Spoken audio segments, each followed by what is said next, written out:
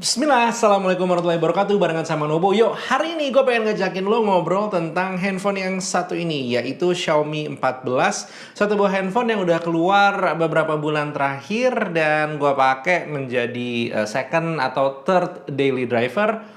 Gue ceritain. Di awal kemunculannya, Xiaomi 14 ini emang menuai sedikit kontroversi karena orang-orang mengalami banyak embun di bagian lensa utamanya. Gue pribadi, alhamdulillahnya, selama menggunakan si Xiaomi 14 tidak pernah mengalami hal itu ya. Jadi, gue tidak bisa mewakili suara teman-teman yang mengalami embun karena gue tidak mengalaminya. Tapi, bisa dibilang memang experience penggunaan Xiaomi 14 ini bukan yang paling sempurna. However, I actually really enjoy it. Kita mungkin bakal mulai ceritanya dari yang simpel-simpel dulu aja kali ya, yaitu dari bagian desainnya dulu. Jujur aja, di era semua handphone ini sekarang mulai membesar, termasuk Zenfone 11 yang tiba-tiba gede, padahal gue lebih suka form factor Zenfone 9 dan Zenfone 10. Xiaomi 14 ini masih memberikan sedikit harapan lah buat kita pencinta handphone compact. Secara ukuran yang tidak terlalu besar dan juga tidak terlalu kecil, sedang-sedang aja, comparable dengan Samsung S24 yang biasa gue pakai hari-hari. Dan good newsnya buat lo yang suka dengan desain tegas, side frame dari Xiaomi 14 hadir dengan desain itu. Dari sisi estetiknya, buat lo yang banyak ketemu dengan handphone-handphone yang kamera bulbnya bulat di bagian tengah, Xiaomi masih mempertahankan desain kotaknya di bagian belakang ini. Tapi ya balik lagi ya, kalau misalkan masalah desain ini bener-bener masalah selera, jadi gue nggak bisa bilang ini terbaik atau ini nggak baik. Ya karena setiap orang punya kesukaannya masing-masing. Kalau kita pindah ke bagian depan, estetik layar dari Xiaomi 14 ini juga udah lumayan mempertahankan desain punch hole dengan bezel yang bisa dibilang cukup simetris bagian kiri kanan atas bawah, dan juga kalau misalnya dipakai ngetik, handphone ini rasanya emang mahal. Jadi kelasan flagship 12 juta kurang 1000 yang menjadi harga launchingnya itu emang berasa lah di Xiaomi 14 ini. Untuk kualitas layarnya sendiri, kalau lo doyan nonton, tentu untuk reproduksi warnanya udah asik karena udah HDR10 dan juga udah AMOLED. Yang paling menarik adalah untuk faktor suaranya, dia ini juga punya kualitas, walaupun emang kalau dibandingkan dengan Samsung Galaxy S24 sedikit kalah detail, tapi tetaplah hitungannya di harga 11.999 lagi-lagi, Xiaomi 14 ini bisa dibilang worthy lah, mulai dari masalah suaranya sampai dengan masalah layar yang kita gunakan sehari-hari. Beberapa detail dari bagian layar atau spesifikasi layar lengkapnya yang bisa gue share saat ini adalah untuk Xiaomi 14, panel AMOLED ukuran 6,36 inci dengan resolusi 1,5K atau 1.5K, udah LTPO dengan refresh rate dynamic dari 1 sampai 120 Hz dan touch sampling rate-nya sampai 240 Hz. Tingkat kecerahannya up to 3000 nits dengan layar udah Pro HDR, HDR10+, dan juga Dolby Vision. Jadi bisa dibilang Xiaomi lumayan pol-polan lah untuk ngeluarin handphone ini, nggak cuma dari sisi performanya sampai juga ke bagian layar-layarnya. Nah, ngomongin soal performa, daleman dari si Xiaomi 14 ini, dia udah menggunakan Snapdragon 8 Gen 3 dengan RAM 12GB LPDDR5X dan storage UFS 4.0 dengan besaran storage-nya 256GB. Iya, gua ngerti ini yang banyak diprotes sama orang. Kenapa kok lo cuman datang dengan varian 256GB aja dan setelah sekian bulan peluncuran ternyata belum keluar nih yang varian 512-nya. Mungkin ini kali pain point untuk beberapa orang yang pengen membeli si Xiaomi 14 padahal udah menunggu-nunggu banget. Tapi ya tentu di sini gue tidak pengen menyalahkan perasaan lo kalau storage terlalu kecil ataupun juga nggak pengen ngajarin lo gimana caranya pakai handphone. Tapi emang kalau lo kebelet banget sebenarnya sama handphone ini, storage 256GB itu masih bisa diakalin lah biar cukup. Tapi itu kata kuncinya ya, diakalin. Bukan berarti gue menerima begitu aja, but there's a work around that sebenarnya kalau mau dicari. Tapi balik lagi, video ini bukan tentang mengajari lo cara menggunakan handphone, kita bahas performanya aja langsung gitu ya. Beberapa benchmark data yang gue punya. Kita mulai dari Antutu, gue ngedapetin skor 1.958.000-an. Sementara untuk Geekbench-nya, single core-nya gue ngedapetin angka 2.152 dengan multi-core skor 6.453. Untuk GPU-nya ini angka yang gue punya, baik untuk OpenCL-nya Dan juga ini untuk Vulkan-nya. Sementara untuk 3D Mark-nya gue ngedapetin angka paling tingginya 16.500 dan angka paling rendahnya 10.800.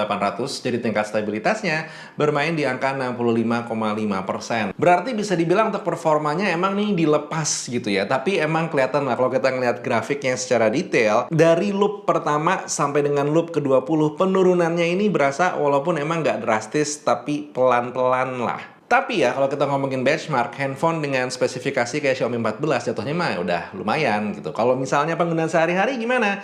Ya tentu pula gitu ya, dengan kelasan flagship seperti Xiaomi 14, kalau penggunaan lo itu masih terbatas di masalah social media dan juga messaging mah ini aman banget, nggak ada masalah. Pun gue tidak menemukan sesuatu yang harus gue report, ada keanehan terjadi, ngehang, crash atau apa, gue nggak mengalami. Iklan-iklan pun yang biasanya gue temukan di aplikasi-aplikasi bawaan seperti File Manager dan juga Welder itu tidak hadir di sini, jadi aman-aman aja. Welcome to flagship phone guys, yang pakai Xiaomi emang rasanya beda.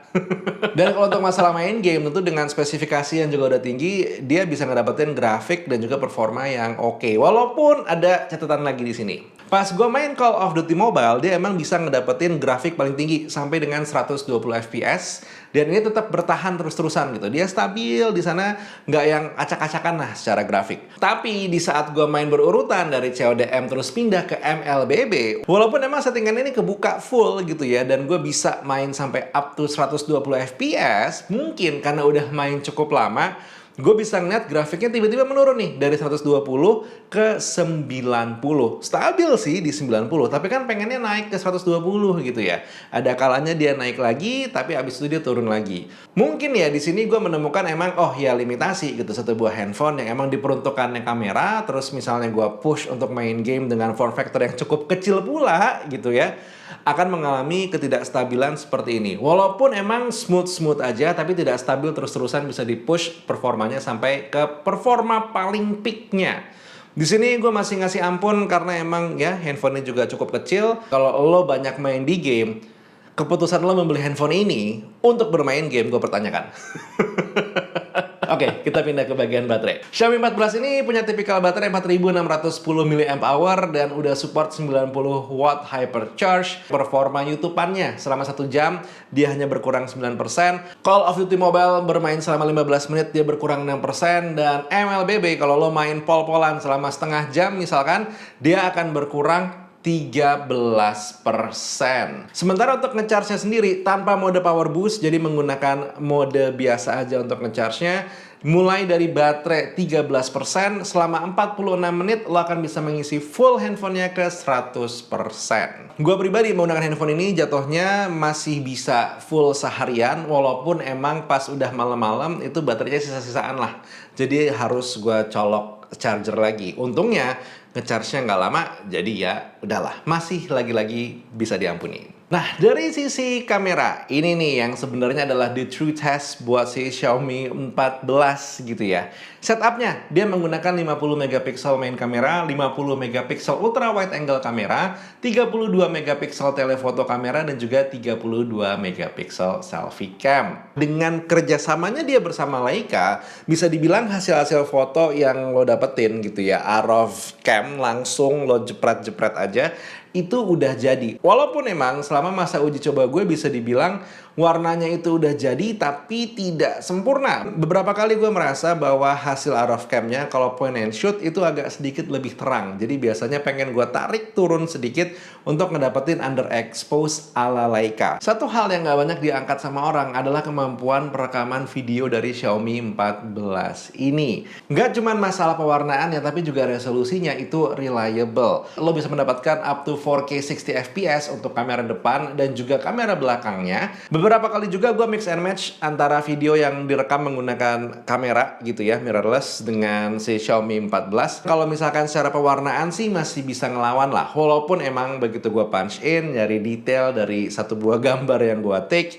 ya handphone dengan ukuran sensor 1 inci pun juga masih kalah ya kalau dibandingin dengan kamera mirrorless. Cuman ya udahlah gitu, kalau sekilas-sekilas aja masih bisa banget dipakai nambel-nambel footage yang emang lo perlukan untuk video-video konten lo. Nah, pada akhirnya kalau ditanya kenapa kok gue seperti tertarik sekali dengan Xiaomi 14 gitu ya, ini adalah karena masalah harga sih. Emang benar awal keluar tuh ada harganya adalah 11.999, tapi sekarang lo mudah banget menemukan Xiaomi 14 ini hadir di harga 11,2 atau 11,3 jutaan. Gimana nggak pengen diambil barang yang satu ini? Karena secara harga udah semakin menarik. Terlebih juga untuk masalah warnanya sekarang lengkap gitu ya. Mau yang hitam, mau yang putih atau yang hijau itu juga semuanya sekarang udah hadir. Tinggal sekarang lo pengen yang mana dan uangnya ada apa enggak buat beli si Xiaomi 14. That was the video for today. Ada yang pengen diobrolin? Tulis di kolom komentar. Buat sekarang Taufik Nomo undur diri. Assalamualaikum warahmatullahi wabarakatuh. Bye!